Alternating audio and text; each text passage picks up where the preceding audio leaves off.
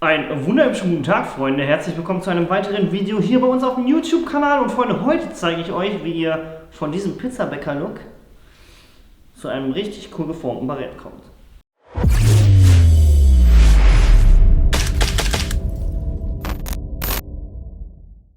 Jedes Jahr auf der Dark Emergency sehen wir so einige Leute mit Barett rumlaufen. Teilweise würde ich behaupten, haben die kein Barett in der Dienstzeit getragen, denn es sieht immer mal wieder aus wie so ein Pizzabäckerhut. Ja? Ferner stehen wir jedes Mal wieder vor dieser Diskussion.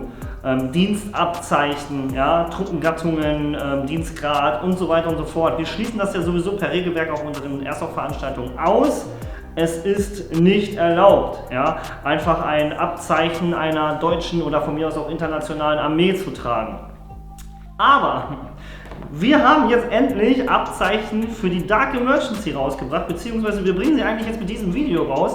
Ihr könnt sie hier unten sehen, wir haben sie sogar extra in verschiedenen Farben angefertigt. Das Dark Emergency Abzeichen jeweils für GOF, KGG oder Miliz.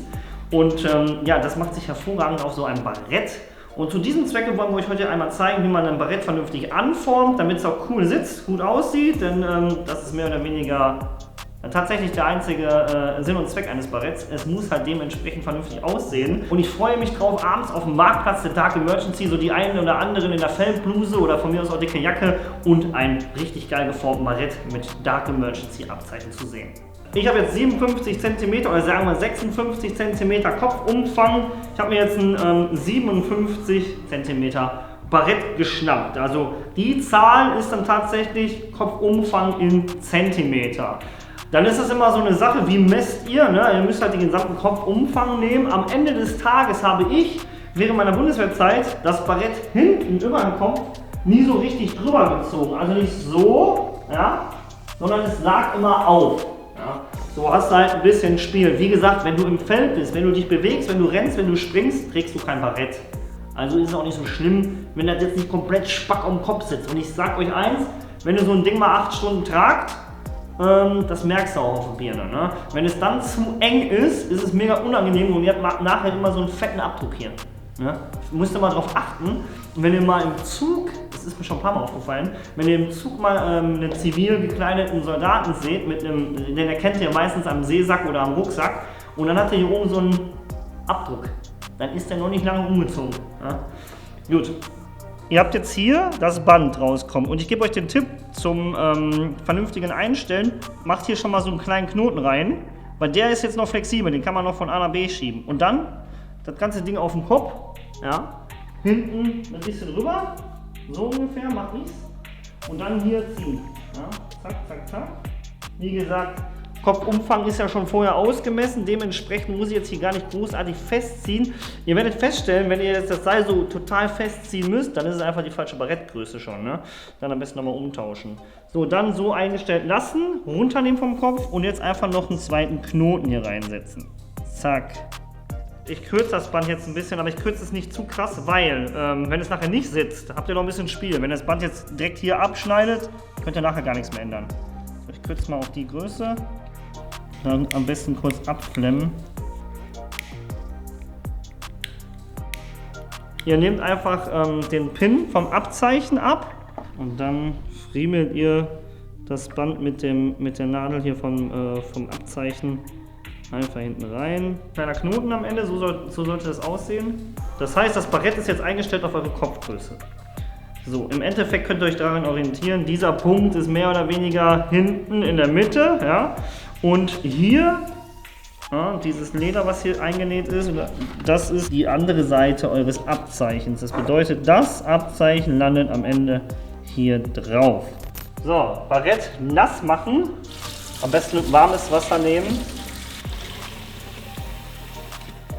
Die ganze Wolle muss schön Wasser ziehen erstmal. Oh fuck, ist das heiß. Erstmal wieder ausbringen. Weil wenn ihr das gleich zum Anformen auf den Kopf setzt, werdet ihr gleich sehen, wie dulli ich aussehe, aber ruhig mal das Wasser wieder rausbringen. So, gehen wir mal zum Spiegel. Ich habe es im Endeffekt relativ simpel gemacht bei der Bundeswehr. Barett auf, ja. So, hier hinten. Oh, ich merke jetzt schon, wie sich das zusammengezogen hat, ne? Also weil die Wolle halt nass ist. Ne? Und dann zieht es hier runter. Darum geht es. Ihr wollt im Endeffekt erreichen, dass dieser Schirm nicht mehr absteht, sondern runterkommt. Hier wird nachher das Abzeichen sein.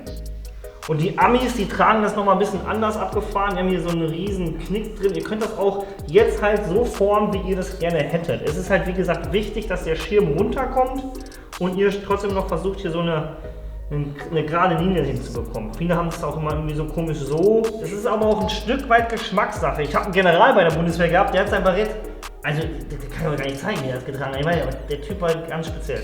Also da gibt es auch noch ein bisschen Spiel, ja. Da könnt ihr schon noch ein bisschen kreativ sein, wie ihr da gerade lustig seid. Aber ich sag mal, im Groben sollte es nachher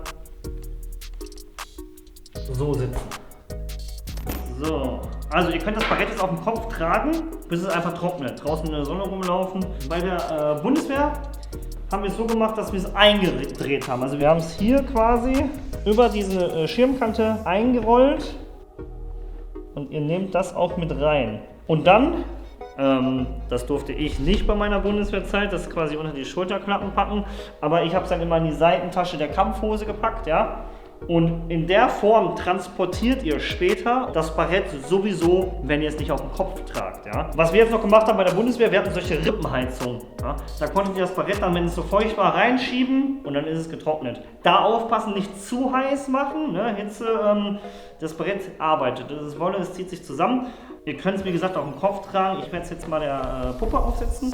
Nehmt eine Schüssel, nehmt einen Ball, aber ja, ey, nehmt euch die Zeit, vielleicht lasst es am Kopf. Es trocknet relativ zügig und je öfter ihr es aufhabt, desto besser wird es einfach sitzen.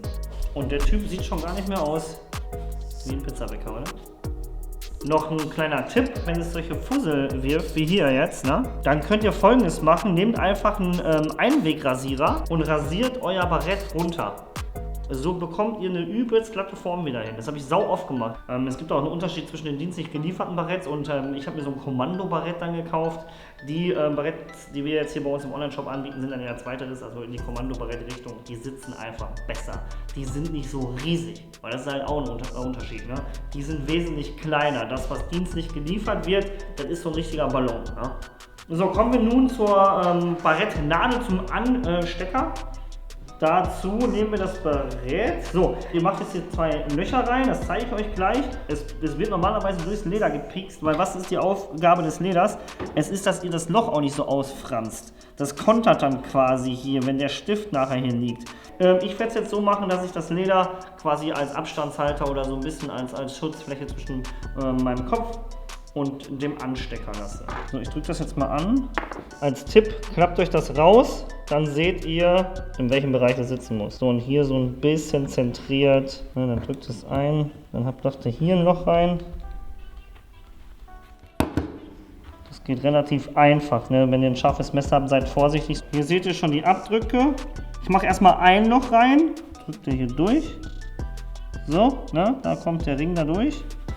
Und dann gucke ich mir nochmal die Höhe an und setze das zweite Loch. Wie gesagt, vorsichtig, die Wolle ist schnell durchgetrennt. So, das ist durch und auf der anderen Seite habt ihr jetzt die 2 Ösen. Dann nehmt ihr einfach den Stift, zack und zack und fertig ist die Kiste. Müsst ihr gucken, das ist jetzt, ja, so sitzt es ungefähr richtig. Da könnt ihr hier noch oben so ein bisschen mit den Fingern rein, dass ihr so eine Kante bildet. Zack. Und so soll es dann sitzen. I have a dream, that's all I need. I'll make it happen with some work and belief. Know what I want, so I'll take it on. I've made mistakes, but mistakes make you strong. Let's break it down for a minute. I want the crown, I'm gon' get it. You hear me loud, man, I'm winning. Yeah, Charlie Sheen will be